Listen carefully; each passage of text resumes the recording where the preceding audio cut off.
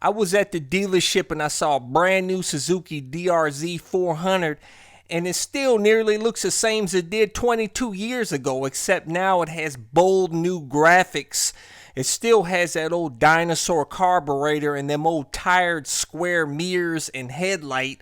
But that begs the question, in 2022, is the Suzuki DRZ 400 still relevant? Stay tuned. Let's go for a ride.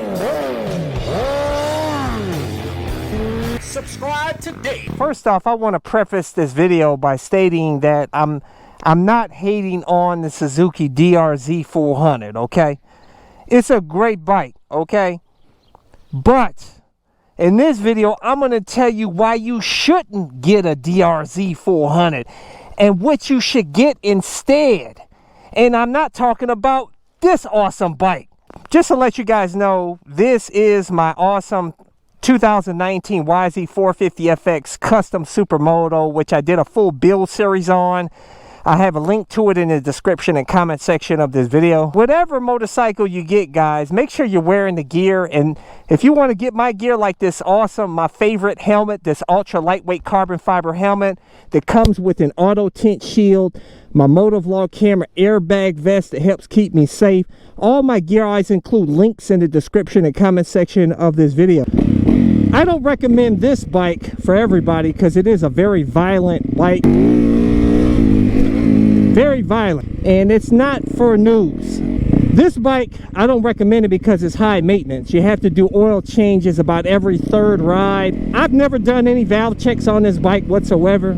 It rides better now than it did brand new. You know, the reason why I say not to get a DRZ 400 is because it's got a carburetor. At least here in the United States. I think maybe over in Europe they're fuel injected. And the bike is old and outdated now, guys. I mean, it's still relevant. Don't get me wrong. I love old bikes. Don't get me wrong. But that bike is like really, really old now. It needs to be fuel injected. Even though I prefer the older bikes, like I told you in previous videos, but I like fuel injection. I really love it because it gets cold here in Ohio, and I hate having starting problems. I hate maintaining a carburetor. So that's just the way I feel about it. The DRZ 400 also, it's a pig at 320 pounds, but it's less weight than a KTM 690 SMCR and Husqvarna 701 in that aspect, but it doesn't have the power like the 690 and 701. But you can mod the DRZ 400 to be a lot faster. I know that. I know you're gonna say that. Cycle Cruiser, you can mod it. You can get probably like 55 horsepower or something crazy out of it or something. But it's still, you got to put a lot of you got to put mods into it and all that, more money into it, and it still ain't gonna be as good as this bike, baby. I'm gonna tell you that right now. And so if you really want something powerful, then you need to really just get either this bike, if you don't want to do a lot of maintenance, than the 690 or the 701. And but you can do whatever you want to do. But that's why I never got a DRZ 400, mainly because of the carburetor. I just don't like, me personally, I hate dealing, I don't like carburetors. Never did. Never in my life did I like. I always left that for my brother to do. My late brother, rest in peace.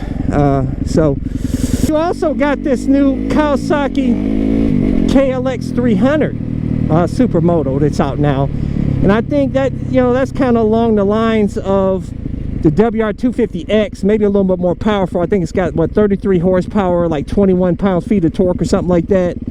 Looks really cool though. That's a great starter supermoto for a lot of you out there that are noobs and looking to get in the supermoto world, and for seasoned riders. Like I said, you can't only go so fast out here on the streets. Like I've always said, guys, the smaller bikes can be more fun out here on the streets. As you know, I owned a WR250R that I had an absolute blast on, and that bike only had 30 horsepower, maybe 18 pounds-feet of torque, and that was fully modded. But I got everything out of that bike. I can really rip on the throttle, throw it around in the corners. I could ride it off-road, especially with the dual sports setup. You can also keep a set of supermoto wheels for this bike. and have a blast with it. Have fun around the corners, and you can still take it off-road with the Supermoto wheels as long as you have ADV tires like I have on my YZ. And this bike is I tell you, it's not for everybody, but to get on that little KLX 300 and rip it around, be able to get more out of it, rip the throttle and throw it around, you'll probably maybe even have more fun than you would on a 690 or 701 that has a ton more power. But both of those bikes, like I said, are awesome bikes still. It's just my opinion I'm sharing with you guys. But don't listen to me. Go get a DRZ 400, mod it. There's a lot of YouTubers that have done it. They love the bike.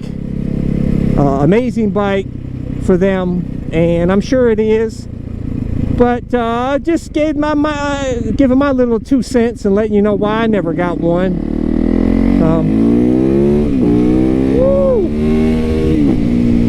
Yeah, baby. Just messing around out here. See if I can go do some off-road effery out here. Yeah, baby. I ain't going up that hill. It's probably wet, man. I don't feel like getting mud on my tires.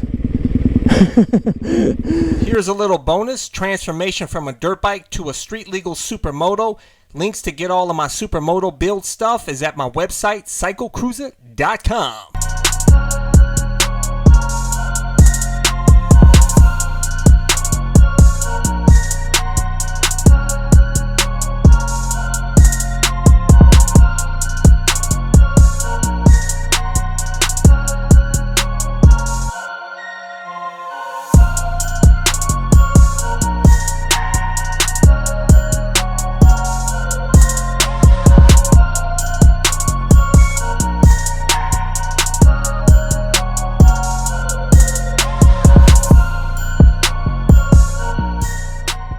Now it looks like a proper Supermoto, baby.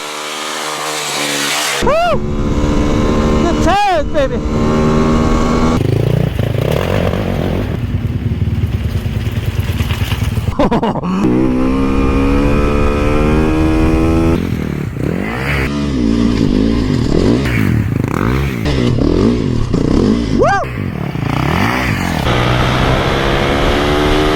Anyways, guys, leave a comment. Let's talk about it. Don't forget to subscribe to my All in One Motorcycle channel. Make sure to check out my other channel, Bug Out Moto. Deuces. Thumbs up. Check out my playlist for new riders and popular videos. Don't forget to comment and subscribe, and check out my other channel, Bug Out Moto, where I customize a van for my motorcycle so I can live in my van with my motorcycle and travel across the country anywhere. Subscribe to my YouTube channel, Bug Out Moto.